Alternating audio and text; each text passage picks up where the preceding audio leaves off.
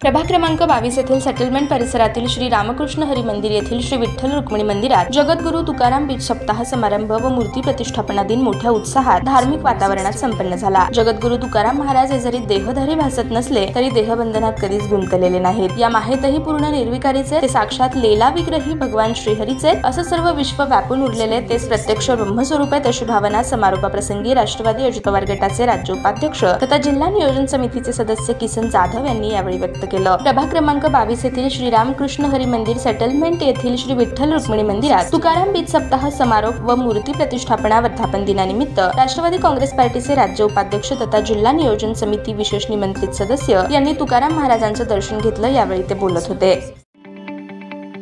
ताज्या बातम्या पाहण्यासाठी प्राईम महाराष्ट्र न्यूज चॅनलला सबस्क्राईब करा।